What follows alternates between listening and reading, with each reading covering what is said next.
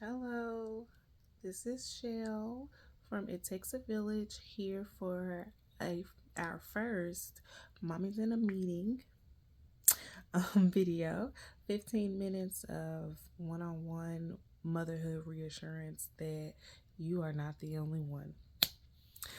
Today's topic is mom guilt and the mental load of motherhood, and I'll just start with mommy guilt is real. I can say that I started experiencing mom guilt before I was even pregnant. It took me a little bit to get pregnant, longer than I wanted it to, and just like, am I doing? Did I do something wrong? Is there something wrong with me? Can I have a baby? Like, just the doubt crept in immediately. During pregnancy, concerned about everything. How am I making the right birth choices? Am I taking care of my body? Am I drinking enough water? I wasn't. Am I eating the right foods? Am I resting? I wasn't.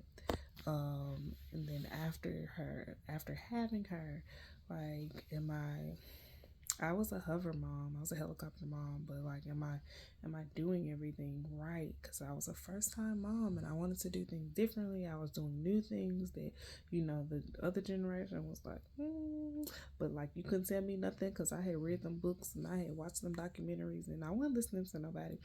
And I was in those Facebook groups with all the other new age moms, and you couldn't tell me nothing. But was I doing the right thing? Should I have been not listening to those people? And then my baby was born with allergies. I discovered she had allergies at around 2 months. And nobody believed me because she was so young. But I'm like, no, this isn't normal. Like, so that's a one thing. Trust that mama gut. That mama gut don't play. And I had to advocate for her immediately. So I immediately got my test as a mom and learned what I was, as what motherhood had made me, was an advocate. I struggled to advocate for myself, but I learned very quickly that I can advocate for that one. Um, and again, she was allergic to things, so I had doubts throughout the whole first year we were breastfeeding, and if I ate something bad, then she would break out. So just, you can imagine the going out to eat, and the, like, my God, we would have to ask people to cook things separately and don't let this touch. Like, it was terrible. But all the doubts there, like, should I just stop nursing? But I couldn't. She was allergic to formula. Like, it's just, whew, mom guilt is real. It is real even now to this day. I second guess myself about a lot of things, her educational choices, her fashion choices. Am I being too easy on her? Am I being too hard on her? Like, it's just every day. So, if you are struggling with mom guilt, you're not by yourself. But today we're going to try to ease that a little bit, one, by knowing that it's not just us. You're not the only mom that thinks she's not doing it right.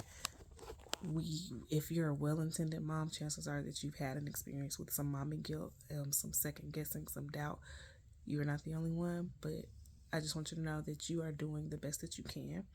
And I doubt that you have any intention to harm your child in any capacity, mentally, physically, emotionally, spiritually, financially. Like, you're not intending to harm. That doesn't mean we're not causing harm, but you're not intending to harm. You're making the best decisions with the information that you have in front of you. So even if you learn something new later, that's okay, because you didn't know it at the time that you made that decision. So if you're making the best decision that you know to make in that moment with what you have in front of you, you're doing a good job. All right? You are doing okay. You're going to get through it. If you learn something later and you choose to make a different choice, that's also good. When we know better, we do better. But before we knew that, we couldn't make that choice because we didn't know better. So we're not going to beat ourselves up over things that we decided in the past because we didn't have all the information. Okay? We do that. So when we know better, we do better. But at every moment, we are making the best decision with what we have in front of us. Best intended decision. Like, we're not intentionally harming our kids. And some things that you can do to make sure that you're making the best decision is to, one, trust that mommy gut. Like we said, we know our kids. We know who we know who we're trying to help them to become. We know ourselves. Trust your gut. To seek wise counsel. That's biblical. You should have a community of like-minded, similar-minded, well-intended people. Like, I don't know your circle. I'm only hoping that the people around you are healthy. I'm hoping that you have people around you. And if you don't, welcome to the village. You have a community now. All right. If you need advice, mamas on the internet go mama together. And if you need advice of me, DM me on any of my socials. I'm always willing to chat it out. All right. But seek wise counsel if you're struggling with a choice or decision about motherhood.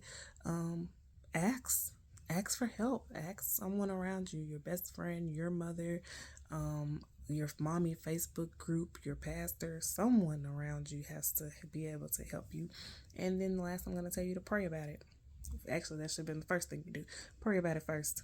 Pray about it, because God will confirm that instinct of yours, and He will confirm anything that your people are about to tell you. So you pray about it, you seek God first, and then chances are whatever He tells you, you're going to be like, you know what, that's how I was feeling. Or He might tell you was wrong. Or He'll have that repeated to you through your community when you go to seek counsel and they start saying some of the same things that you were already thinking. After you've prayed about it, that's God telling you confirmation. All right. So if we're doubting ourselves, those are some things that we can do to make sure we are making the best case scenario choices that we can in that moment. And again, when we know better, we do better. All right. And as far as the mental load, I could talk about that for a long time, but I'm gonna try not to because we're gonna run out of time. But the mental load of motherhood is people see us making dinner every day, but they don't think about the fact that I have to plan that dinner out in my head.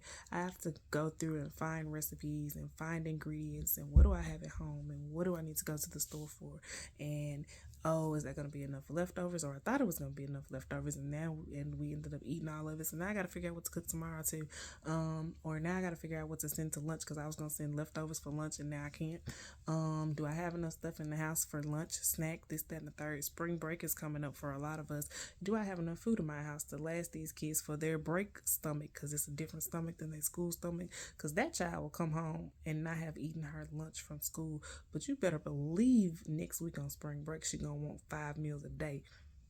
The math don't be mathing. Anyway, having to remember scheduling and activities and appointments and making appointments and recitals and this, that, and the competitions is just like, and I only have one. So kudos to you mothers that have more than one. And kudos to you mothers that are doing it without a partner or without a village, because I have a good village. I will say that. So I'd be stressed out. I get overwhelmed really easily. So it's just kind of like I got a lot on my plate. I wear a lot of hats. And so you add the multiple hats that motherhood puts on your head. And it's just like, you know what? I'm going to go take a nap. Anyway, the mental load adds to the mom guilt, because like I have to think about the way that I say things, because that's going to become her inner voice. Am I being too aggressive lately? Is my tone too loud lately? Am I being too easy on her, or am I being a pushover? And like, how is this going to affect her in the long run? Am I doing this right? And so that is a struggle, yes. The mental load of motherhood kind of feeds into the mommy guilt, because did I forget something? Did I forget that I forgot something? Like, am I doing too much? Am I doing enough? Like, what do I have going on? So, I would like to give you guys a journal prompt, an affirmation, and 3 action steps to go into this month. We're going to do this once a month, 15 minutes. That's all we got because sometimes that's all we got. And hopefully you guys come back and say this was helpful. So our journal prompt is acknowledge what is one unrealistic expectation that you have placed on yourself as a mom. All right, so what we're going to do with that is set a timer for 20 to 30 minutes and just write until the timer goes off. Don't think about it. Just put I put the prompt at the top of my paper. What is one realistic expectation that you have placed on yourself as a mom? Just one. And then just write, and you will be surprised on how the words flow out. If you're not into journaling, I advise it. If you're not a big writer, then you can do a voice memo to yourself, and just talk, or you can do a little video to yourself, however it needs to come. But just start unlocking that unconscious thought. What is one unrealistic? This isn't possible. This isn't humanly possible. If this was someone else that I loved, I would not expect them to be able to do that and do that in that manner, to do that to perfection, to do that every day. Like, if this was my sister, if this was my best friend, if this was my a coworker, or any other woman that you know or that you admire, if you would not expect her to perform at that level, in that capacity, that all the time, why do you expect it of yourself? Just like sometimes we speak to ourselves in a way that we would never speak to our friends, like, or we would never let anyone else speak to our friends. We wouldn't let our friends speak to themselves like that, but we talk to ourselves in such a way. Why? But all right, journal prompt. What is one unrealistic expectation that you place on yourself as a mom? And then your affirmation, and I would like for you to say this every day. Every day. I am doing my best, and my best is enough. I don't care if you can look in the mirror, you can look into your camera on your phone, you can just say it to yourself. You can write it like some write-offs 30 times. I don't care. 3 times a day, however you need to do it. I am doing my best, and my best is enough. All right, so make sure you type that in the comments. I am doing my best, and my best is enough. Make sure when you write that journal prompt, when you come up with your one unrealistic expectation, come back and share with us in the comments what that expectation is. And like, when you see other moms posting their unrealistic expectation, encourage them. Tell them how silly that is, because we wouldn't ask that of you, right? So come back and share with us what you have, what your unrealistic expectation is. Type your affirmation in the comments. Be sure to say it to yourself every day. If you need to be held accountable, hit the DMs and I will hold you accountable. I'll say it to you every day. Whatever needs to be done so you believe that you are enough, you are doing your best, and your best is enough. All right, and then your 3 action steps. I want you to identify one task that you can release. One thing that you do as a mother that you can let go. You can let somebody else do it. Get somebody else to do it. You can delegate. You can ask your partner, anybody else. One thing that you can take off your to-do list for, if not for good, for an extended amount of time. You don't have to do everything. You don't.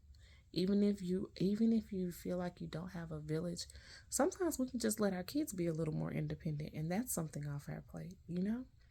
Sometimes getting them into a more structured routine just itself takes something off our plate. Okay.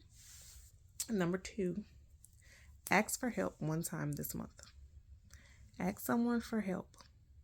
I struggle with that. This is for me. Ask someone for help one time this month. However that needs to look. However, if you need to combine those two, if you need to take a task off your list and you ask someone else to do it for you from now on, ask somebody for help.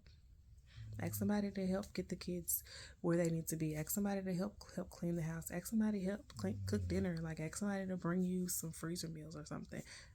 Ask for help. You as the mom do not have to carry the weight of the whole family. And let me wrap this up because I'm finna go over time now. Is practice saying I am enough. When you start to feel guilty, stop all those negative thoughts and say I am enough, and then do your affirmation. I am doing my best and my best is enough. You start to feel guilty. I am enough. I am doing my best and my best is enough. You start second guessing. I am enough. I am doing my best and my best is enough. You got them sassy kids like mine is starting to hit her sassy age. I am enough. I am doing my best and my best is enough. And even if it's because I need to take a breather before I click on her, I am enough. I am doing my best. My best is enough. All right. So, journal prompt, come back and let us know the one thing, the one unrealistic expectation you've placed on yourself. Type your affirmation in and say it to yourself every day. And after you said it every day, come back and let us know that you did it. High five for that. And then your 3 action steps after this video is to release one task, let it go, and then to ask for help. Ask someone for help. I don't care who it is. Ask for help. Come back and let us know what that task is that you let go, and come back and let us know how you asked for help. All right? Be sure to like and share this video. Be sure to comment below, and be sure to follow us on all social media. It Takes a Village 901 across all platforms. All right? And we will see you next month in Mommy's in a Meeting. Bye.